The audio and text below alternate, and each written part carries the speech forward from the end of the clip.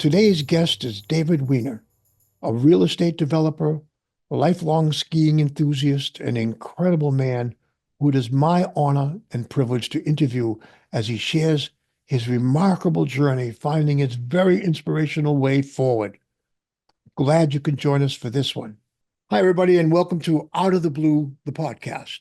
I'm Vernon West, your host, and today's guest and newest member of the Out of the Blue family, our latest Out of the Blue astronaut, is David Wiener from Connecticut, right, David? Nice to Yes, meet you. Yeah, and we met in a very out of the blue way too. I gotta say, right by the blue ocean. Right? Those about as sure. out of the blue as you can get. I mean, I think the only other place I would say would be I hope to meet someone on the top of a mountain someday. That might be even more out of the blue, but I don't know how more out of the blue it can be than finding Well, we you. were just a couple of handicapped guys looking for a place to park. That's right. It was what a way to, it was perfect. It was perfect. But I mean, when we got to talking and you told me a bit about your history, definitely I consider you a perfect a person to have on the show to share some of the things you've gained from this experience. So let's start off with sharing with our audience and me even the what happened. You know, how did you become hit by the out of the blue phenomenon, the big one? I Well, mean, the short of it is that it was a ski accident. Um, I've been, an expert skier for 50 years. okay. Taught our kids to ski and snowboard. We're skiing a family. If you want to marry into our family, you have to ski, snowboard, or be willing to learn. And with that kind of level of expertise, you become a little arrogant, sometimes a little inattentive. And I just hit a perfect storm of personal exhaustion, high speed, and bad conditions. And I went to set an edge to make a turn at the bottom of the hill to kind of funnel back in to get down off the mountain. And I just hit some black ice. And next thing you know, I was waking up laying on the slope there uh, in quite a bad shape. Oh boy. Well, I tell you, my son's an avid snowboarder and winter sport guy like that. I used to play in my band days a lot of ski resorts, and they would give us passes, you know, free lift passes, and I dabbled. But one weekend, my brother, who's in my band, he's a guitar player. He went off to do some skiing, and of course, it happened. He came back in a cast and we had to play with him sitting in a chair with his right leg for 9 weeks, whatever it was. Thankfully, it wasn't too critical, too bad, but it was a learning experience for me. And I kind of said to myself, skiing and me, I don't know. I'm not going to take that chance, but it was wonderful. I can understand the attraction because it's so beautiful up there and in the Well, I've mountain. gone back. Have you gone back I've skiing? gone back. Yes. Oh, that's a beautiful thing to hear. So tell me, so this when this thing happened, this thing happened, it eventually uh you become, you know, you get into the well, how did you deal with it when it first happened? Well, when you woke up and that I don't know if you even Well, I was laying on the snow. I knew immediately I had a spinal cord injury because I couldn't feel anything below. oh man. And I knew what was happening. And, I knew I just kind of had to sort of hang in there to get to an emergency room. That was about an hour and a half away. Um, and there were some other injuries too. Um, when I woke up in the hospital, I kind of took stock of my situation and I realized I had my use of my hands. I felt kind of alert. I did have a head injury, um, but I felt lucid and I could had discussions with people. So I knew I was on a good track. I knew I suffered a traumatic loss, but um, immediately started looking forward. And of course, there's a lot to deal with in the hospital. Had multiple injuries and the treatments for those injuries. Um, and what I had to do just to rehab and kind of keep myself together. My wife was there, my family was around, And, we had all that work ahead of just getting me put back together and getting me back home. The journey was 2 weeks in the ICU. And once I was stabilized, they put me in an ambulance and I went to a rehab hospital. And I spent about 8 weeks there, really learning how to work with this new body. And whatever it was, it was.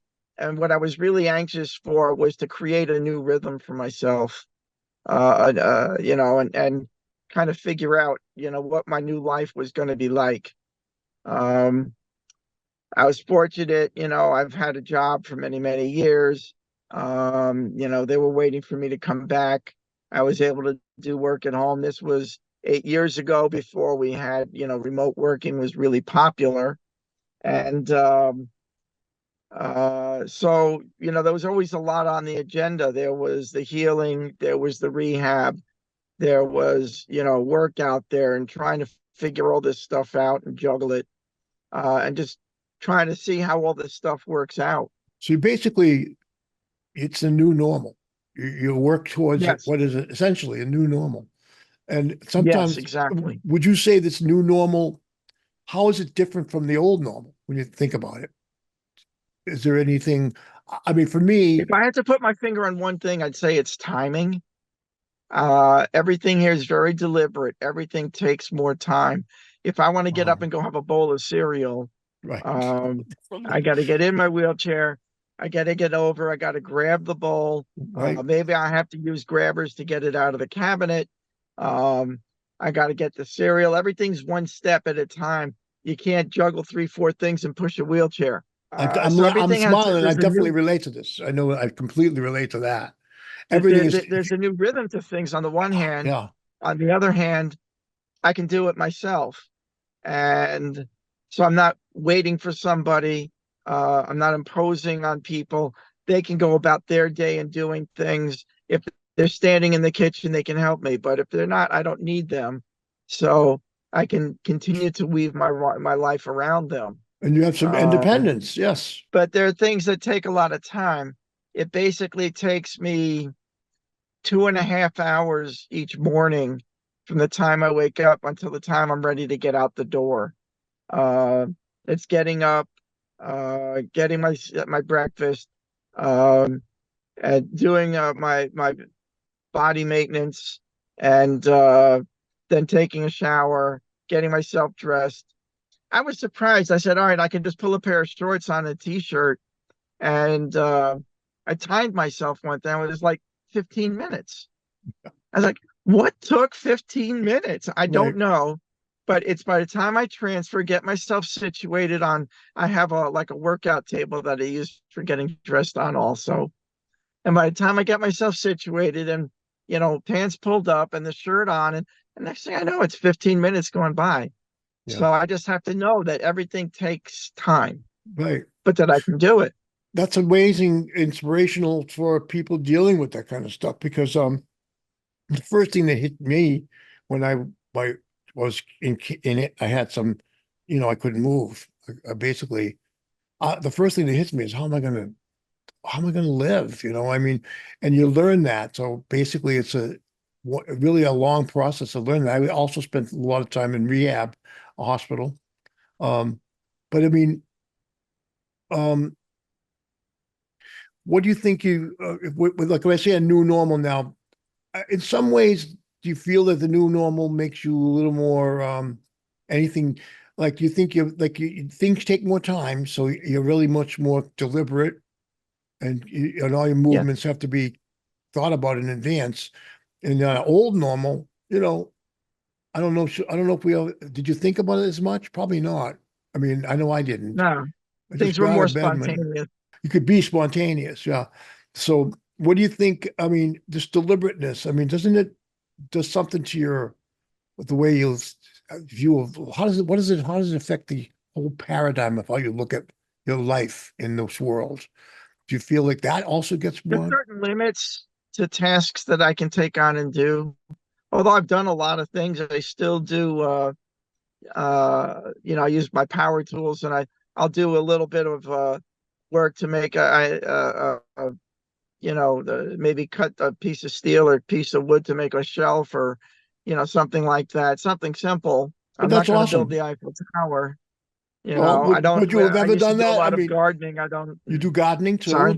You do some gardening too. Well, I don't do much anymore. I grabbed a couple of weeds going down the sidewalk in my wheelchair, maybe, but that's about it. Yeah, I was going to be Um, pretty impressed if you pull that one off. I was trying to do so. I yeah, tried to no, get it. Yeah, I tried to get a plant transplanted, and I said no. I just on the side, just trying to get that hole, getting down there and yeah, getting it in there was not going to happen. yeah, Yeah, so that kind that of work is tough.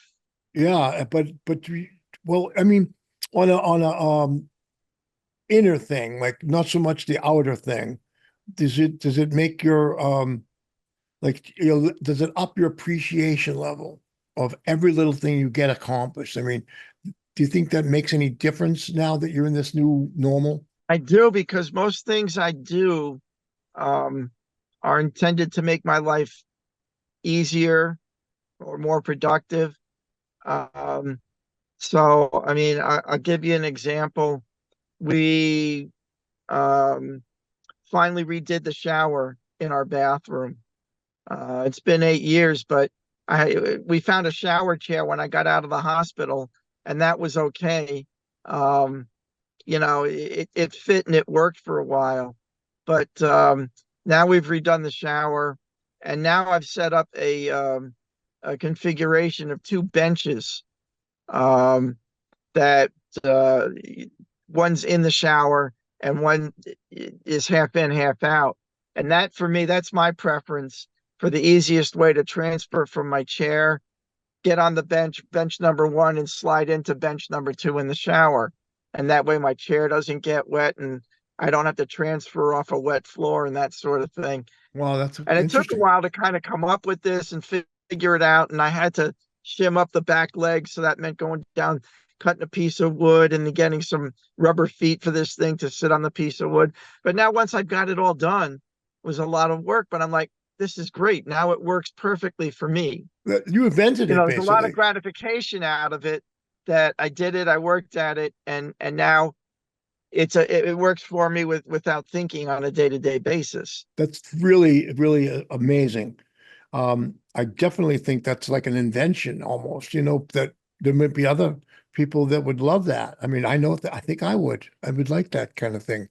I I'm know that going to talk to there's a guy that manufactures the standard kind of those fold down shower chairs. right, right. And I got in touch with him. I'm going to discuss my design with him and see if he can make like a two-stage, chair that would stick out of the shower like that could be removed. And I think that, you definitely find I'd be a customer. I'd pick up that immediately. Um, that's definitely something I'm challenged with as well. And I'm sure people who are in similar situations would probably definitely benefit from that. So basically, so we'll see. you become an inventor. And Yeah.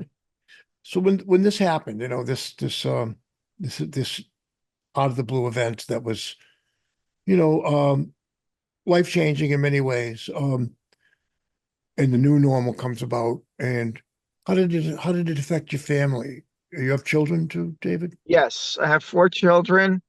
Um, three now are in their 30s and one is in their 20s. So at the time, my younger daughter was 16 and they were in their 20s, the Right. older ones. Um, I guess, at the time of the accident, everybody was very anxious because they had no idea how it was going to turn out. Um, they're all uh, always very interested to see, about my health and what's going on. They like to, I think what they want more than anything else is they want me to get back on the slopes with them, to go to the top of the mountain with them again. Oh, I haven't wow. gotten quite to that level again. Um, and ski down as a family again. And I think that's one of their objectives. I And, think, wow. I think the other is they're kind of proud. I have a car, I go to work, I take care of things. I have a recumbent bike, so I go out biking. That's And unbelievable. We have a very nice community center in town with a pool, so I can go swimming in the winter. And so for them, they can tag along without feeling the burden of having to care for me. Oh, And that's incredibly yeah, inspiring. I mean, wow, I love that. there's a lot going on. I have two children now that have, since the time of my accident, got married, and now each has a baby. Oh boy. So I'm a grandfather twice over, and we try, we're working on creating that bond with the grandchildren. Um, and they're in that place where they're on their own, but they always look back to mom and dad for advice and help, and maybe babysitting for a night or something, Oh which yeah.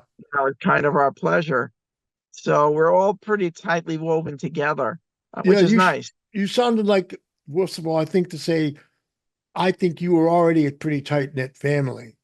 You were going skiing a Yes, lot together. So that to me, yes, from looking at it objectively, that to me seems like a major component for when you had the accident, your response to it. You know, yes, so it definitely had a lot to do with how positive the direction you put yourself on. And it's like the family is so important. I mean, I'm thinking just hearing you talk that it did nothing more than make it even more important to you. Would you say exactly. that? Yeah. It seems like it affected your mindset. It affected your family togetherness. And did you when this thing happened? I mean, a lot of the people that we talked to on the show, um, they get this event and it does all these things. And then as we talk on the show, like I've had people call me back and tell me about after they talked about this, they started to realize. The question I'm going to ask you is, would you say that you've seen other out of the blue events in your life, maybe not as big as this one, but happening, whether it was job or something that related to your life socially, meeting your wife? Have you noticed that there's other out of the blue events going on that have gone on in your life preceding this, and maybe even some after this? Like, um, I think that's become like a kind of a. I don't want to lead you into this like a leading question, but I want to know how do you see it? Do you see that maybe you became a little bit more attuned to noticing there's something out there? Like, why does this happen to anybody with these things? It's like I mean, I don't want to. I'm not suggesting we should sit Well, around I don't and question why, yeah, I was going to say but that. I Yeah, think it's a matter, you hit the nail on the head when you said we had a tight family.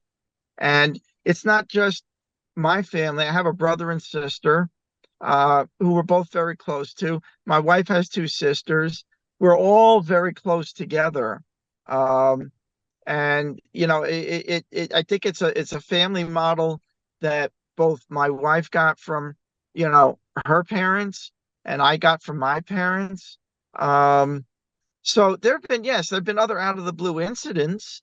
I mean, no one I think has worked at the same place in our generation now for a lifetime, unless maybe you were civil service. Um, so there comes a time where you get an announcement that the division is closing, we're laying off, or I'm just cutting back and you're gone. And all that, it comes out of the blue, just like you said. No one tells you until that moment. And all of a sudden, your world changes. And, you get over the shock and then you start looking forward, going, well, what's the next step? What's the next step? What's the next step? So yes, I've seen these things. They've happened before.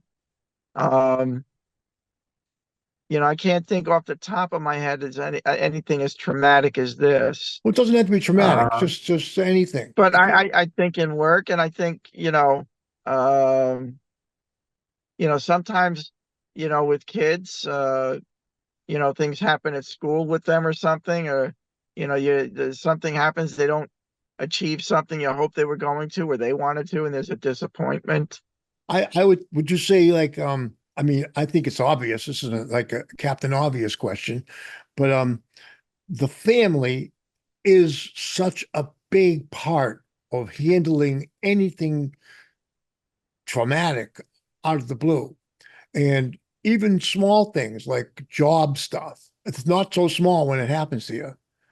I mean, when I've had it happen too, when I'm working a job with them for 8 years. You're true. It's so true that this is no longer get a job and you're just going to get a gold watch and retire. Those days, like you say, unless you're working for the post office, Yeah. it ain't going to happen. Well, but the other piece of it also is the community that you're in. Oh yeah, Um, we're very fortunate. We made a lot of friends where we live. We made friends through our children when they participated in programs at school, in our house of worship. Um, and when this happened to me, there was a tremendous gathering of our friends, and they organized when I came home from the hospital. People were bringing us dinners twice a week, so beautiful. it freed my wife up to help me. It was taking an hour, 2 hours a night to kind of clean me up and change bandages and things like that. And we Sure. were just learning how to deal with this. Everything took a lot of time. So to do that, to bring us food so we didn't have to cook and, have that, going on was a big help. Oh my gosh, yeah. In our community, we do the same thing. When someone in our community has, say, like a spouse goes in the hospital, we gather around, we divvy up chores, um, and try and do something to relieve the burden so they can focus on the immediate, urgent need. Makes Definitely. all the difference. Excuse me, all the difference in the world. So it's not just your immediate family, it's your extended family, Yes, which is your family and friends, exactly. your house of worship, and all those people Yeah. coming together. And that's a beautiful, beautiful insight, to really, I mean, what is it that it's important? I find when I've talked to people out there in the world that it's those people that don't have that for some reason they've become isolated. I don't know Yes. why that, but it's everyone has their own reasons. But as a matter of fact, one of my guests that we just had on, he had a really, another thing is had to do with his wife dying, and he turned his life into um, a way to help other people from not getting that same situation. I think it was AIDS, and Uh-huh. it was in fact AIDS, and he went and became like helping the doctors to recruit people, whether they're in the sex industry or on the streets on using intravenous drugs. But these people don't ever go in for help, and the doctors were having trouble. And he said, "I'll go." He'll go out there and get them for him. So he would bring people in, and he turned that into a lifelong commitment. Now he's on to helping homeless people, which is very much a big problem, and they're very difficult. People that are unhoused are very they put walls up. They don't want to talk to anybody, Yeah. and it's very difficult to help them. Um, but he's using the same technique that he used with the other people that he helped, and they've got like a global thing going on. It's happening all over the world. He started. He went to Washington and lobbied to get stuff happening, and he started as just because of that out of the blue event. And his whole life, Right. he never would have thought he was doing that. And after talking to him, I was thinking, I'm not doing enough. Well, it made me really humble Well, about, it's interesting you tell that story because I've met people who have suffered traumatic injuries, spinal cord injuries like me, who were estranged from their family at the time. And, the family showed a modest interest, but no one came to live with them, help them, and no one's there in the long term for them from the family. In the last 10 years, I'd say, there have been foundations and organizations that have sprouted up, founded by other paraplegics. One called High Fives was founded by a guy by the name of Roy Tuscany, who was a freestyle skier. And of course, he over rotated and landed on his head and had a spinal cord injury. Um, and he created a foundation to raise money for people who suffer injuries in sports like that. and that would give them either equipment or help with therapy, get paying for therapy. But more than just the financial aspect of his foundation, he calls it an ohana, which is a Hawaiian term for community. And once you've gotten a grant from him or gone to one of his events, they also just run camps and events all around the country. Um, it's amazing. He started this thing when he was 24 and he raised a couple of 100,000 a year. He now raises, he's doing it 10 years now. He raises, I think, close to $3 million a year. And they run programs, but they bring people in. That's the other piece of it, is attracting people just to have that feeling of being in a community, someone to turn to for questions, other Huge. people that you can, go to. Another one here, he's on the West Coast. He's out of Squaw Valley. Here on the East Coast is Kelly Brush. Same situation. She was a ski racer in college, and she hit a lift tower in a race, and all of a sudden her ski racing career was gone, and yet she pulled herself up. She ended up still marrying her high school sweetheart. She has two kids, and she too runs a foundation that is now raising about $3-4 million a year to buy people equipment, um, for and running programs and events to get people together. I want to make sure we remember at the end of our discussion, I want to get all these foundations. We'll post it at the Right. end so people can know about them and get access to them. And I know when we Now the spoke, crazy thing is, in my town, there was a guy. He was a championship water skier back in the 70s and 80s. And in the 90s, he was in the Marines back in the 60s, actually before Vietnam. And an ex-Marine, a Marine veteran, came to him and said, "Well, will you teach me to water ski?" And he said, "Sure." And the guy said, "That's great. Fellow Marine, come on over. You were injured?" "Sure." He goes, "What's the nature of your injury?" He said, "I'm blind." He said, "So I got to figure," he figured out how to teach a blind water skier to ski. wow, And since then, he's been running an adaptive water skiing program. So he started that in 1992. Along I came in 2016. And my day job is in real estate. I work for a real estate developer. So I'm familiar with zoning and all the issues. He was running it out of his house, and the program became so big that the town said to him, "You're too big. You're commercial now. You're violating the zoning."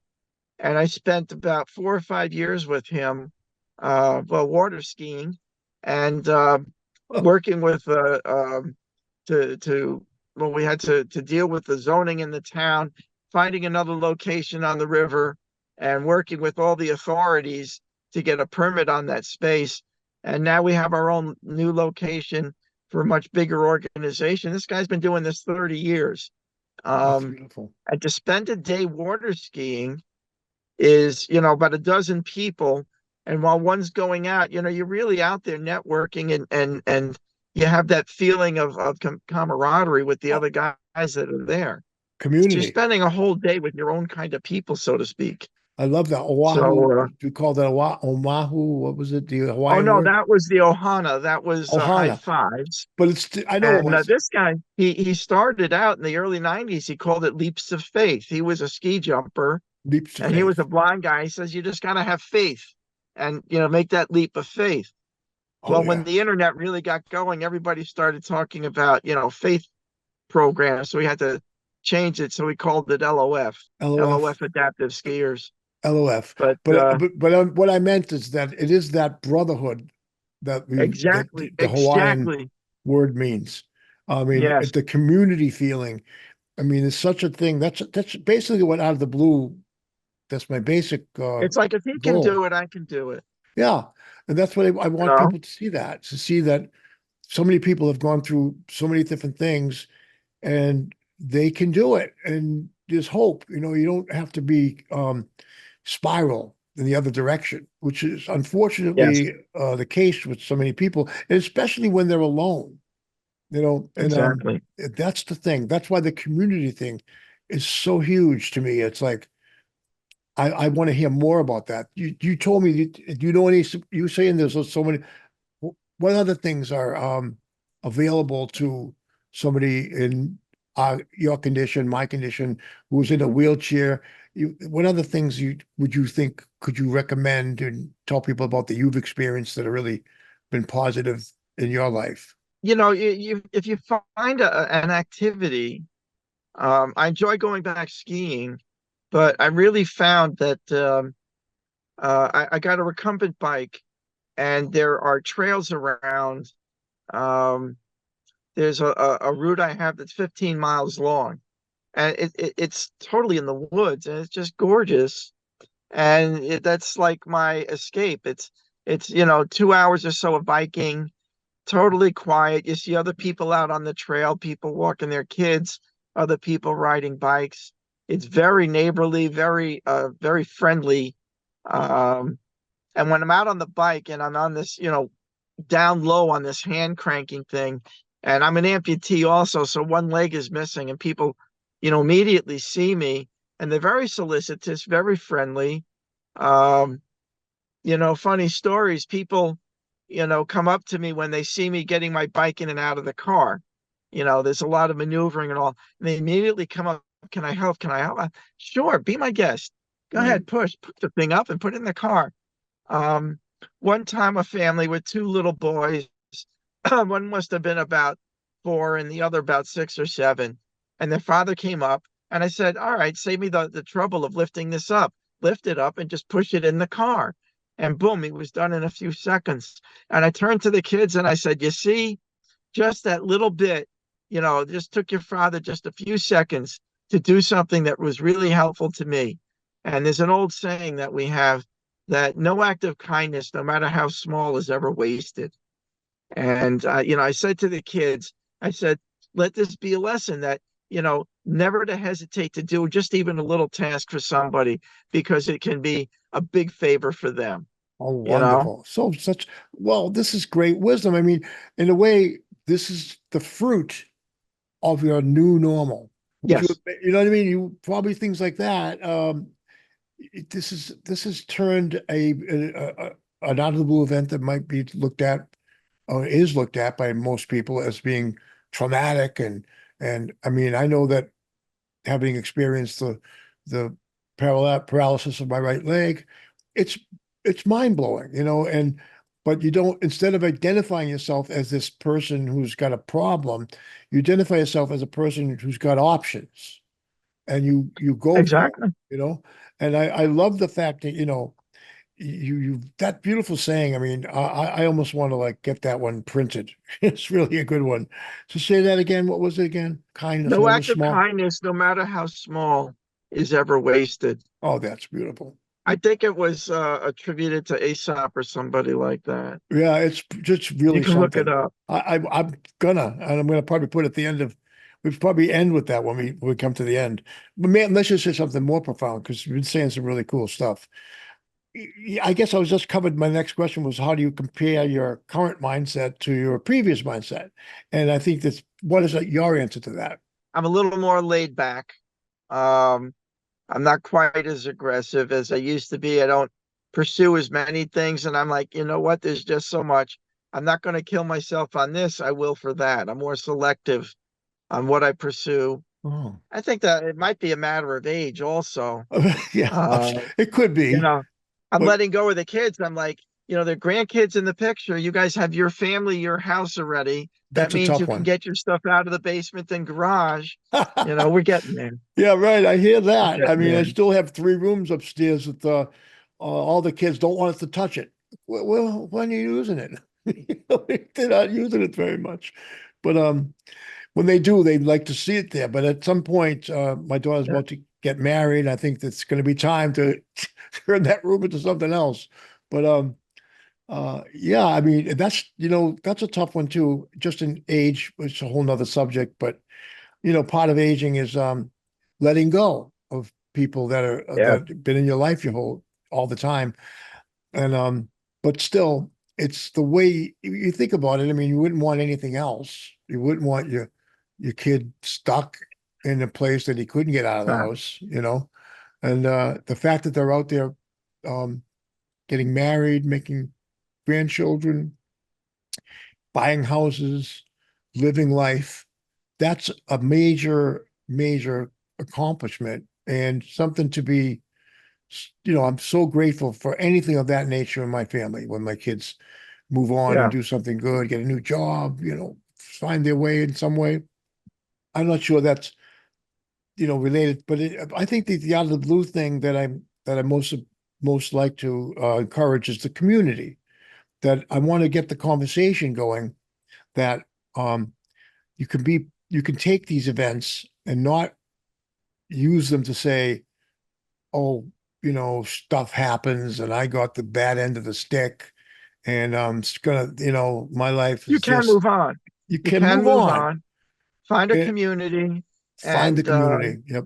I know it's a tough line between not being a burden to people and being able to do things yourself and isolating yourself.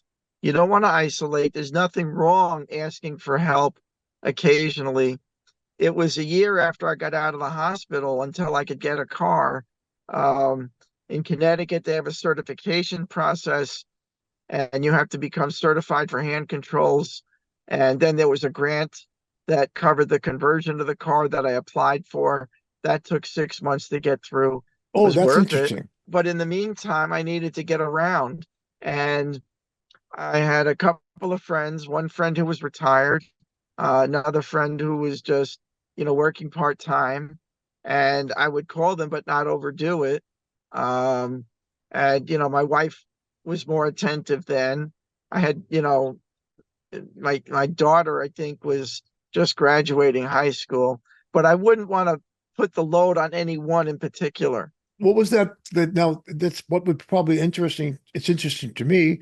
So I think other people might want to know what was that grant for putting hand controls and equipping your car to be handicapped? Oh gosh, I'd So have to go back and look for the exact title of it, but you but basically it's went on social services website, basically searched it yes, there. You just look for handicap grants or something of that nature.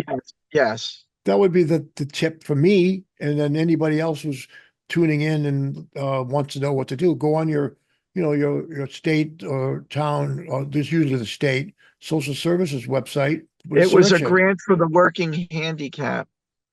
In grant other for the words, that working if you need handicap. the car to keep you working, the idea is to keep you working and keep you off disability. That's oh So really, it yeah. actually pays for itself. Yeah, that's an awesome thing. And plus, what gives you get your self worth because you're working.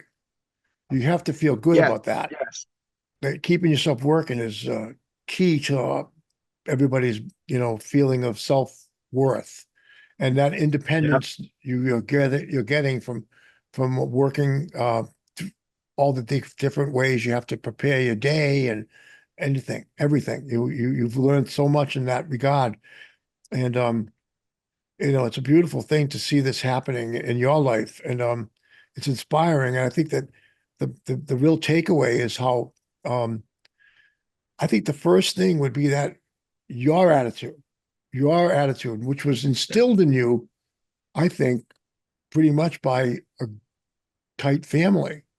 Uh, I your agree. father, your brothers and Yeah, sisters, your mom and dad, that tightness, and then probably your church community, your worship community. Um, that comes together, and then you hit this bump in the road, this out of the blue event, and your response shows that kind of a positive reaction, and then the community is the second thing I think that comes in. At first, that community is your family at first, but the second community, the pretty important one, is those people outside of your immediate family. That adds so much to it, and then you found other things like you found these foundations that help people. Um, those things I definitely want to share with others that have had sporting or sport related accidents. There's so many people that have. I don't know if everybody knows about it. I don't know how much is at their disposal. They teach you so much in the rehab, and they try to give you some help in that. they didn't teach too much in rehab. they kind of teach you self-sufficiency. Yeah. When I was outpatient, they had a an adaptive sports day one day where, some of this equipment was put out. But pretty much any sport you did before, there's an adaptive version. People go kayaking, fly fishing, surfing. Um, Um, they do a mountain climbing kind of thing. Oh, I did mountain biking. Man, that was fun. was it in the The, comment? the bike is a heavy duty. It's got big, beefy tires up front and one tire in the rear. And this was up at Killington.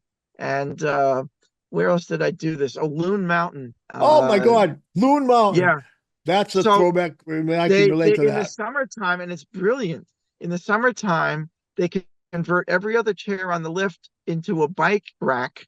You put your bike on the chair in front, and you sit on the other chair, and you go up to the top of the mountain, and then you ride down the mountain on these trails in the woods that they cut. And Loon Mountain. And they have special bikes for paraplegics that with hand cranks and stuff. Oh wow. And it was a lot of fun. Wow, that's amazing.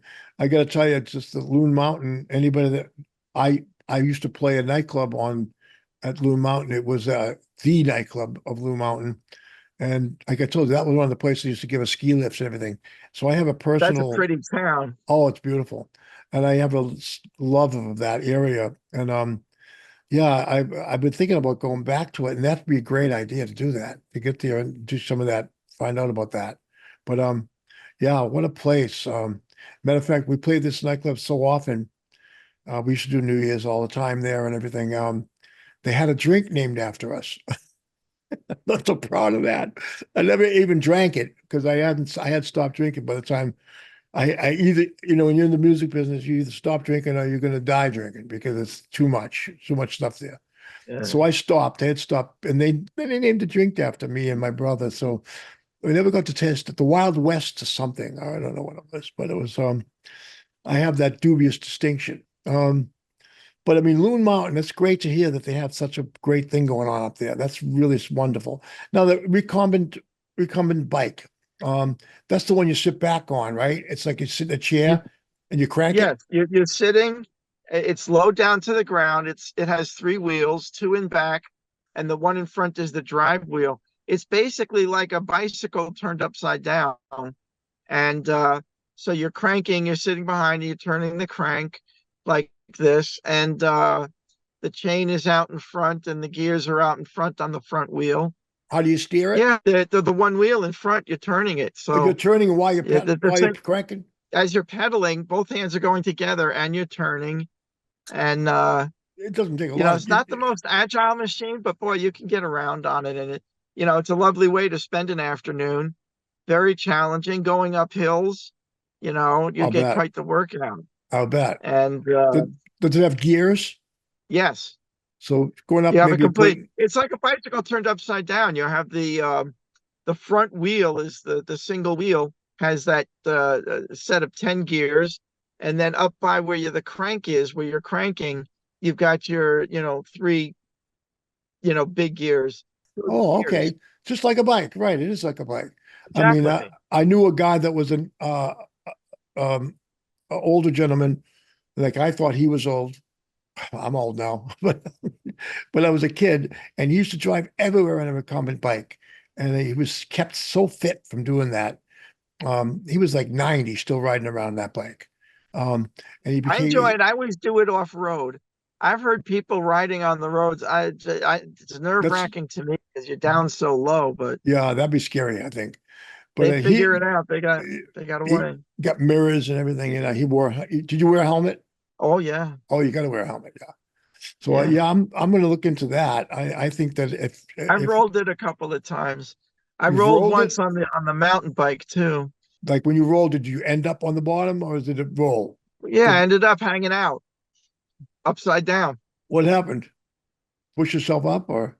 No, actually, then to get out, you undo yourself and get out, and then put it back. And by Oh, that okay. time, people have gathered around and they're putting you back in.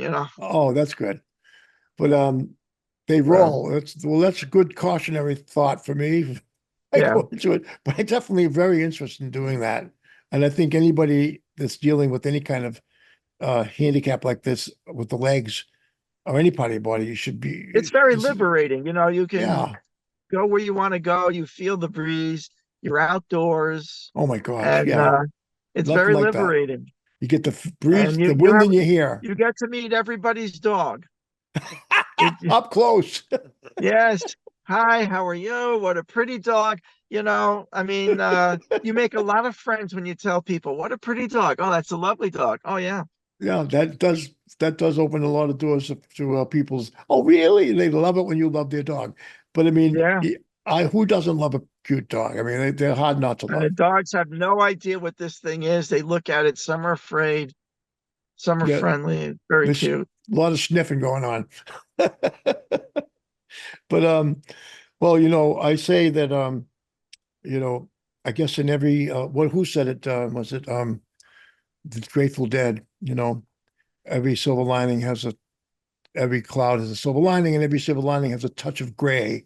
I mean, I don't know for sure. I think what I'm hearing more here is that when, yeah, I mean, when you get through these kind of things and you've made such a positive example, a power of example that is so I think resonates with me, and I hope it resonates with our viewers and our listeners because I think that one of the things they say in one of the intros to this show that you didn't hear because I pre-tape it was that you are people that I interview are true heroes.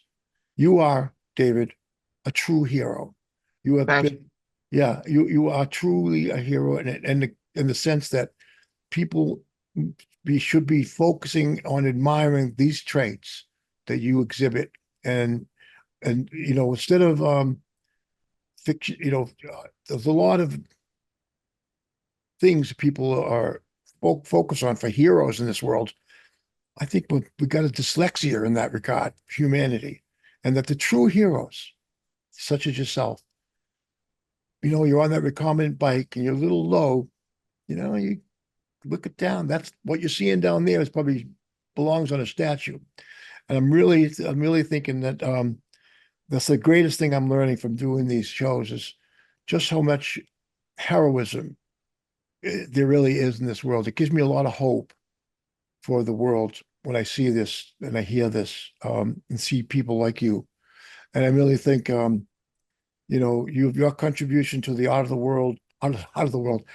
blue family is seriously great. And in this chapter, I think every episode is sort of to me like a chapter in this book. And this chapter has been a really inspiring one, and I take away so many positive things from it. David, thank you so much for joining us today on Out of the Blue, and really, truly an Out of the Blue Shanaat, and one of the, I don't know, the tallest heroes I've met. And I'm really, Oh, really, thank you. really grateful that you gave us your time today. And let's stay in touch. And I will be wanting your address because I'm going to send you a little something that we send our guests, a little out of the blue pin. And Thank you. you have to earn it. This is not an easily got. You can't buy them. This is something you have to earn. You have to come on and talk and tell everybody this beautiful story and beautiful inspirational stuff. But aside from that, I really want to thank you. And we should leave them with that wonderful quote, which you said that was by Aesop or somebody. What was it? No act of kindness, no matter how small, is ever wasted. Thank you so much, David Wiener. And thank you for joining us on Out of the Blue. I'm Vernon West, and have a great day.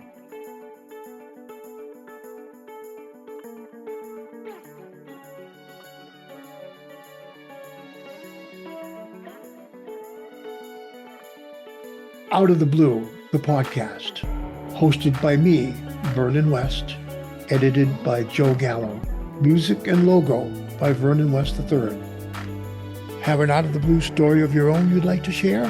Reach us at info@outoftheblue-thepodcast.org. Subscribe to Out of the Blue on Apple Podcasts, Spotify, or wherever you get your podcasts, and on our website, outoftheblue-thepodcast.org. You can also check us out on Patreon for exclusive content.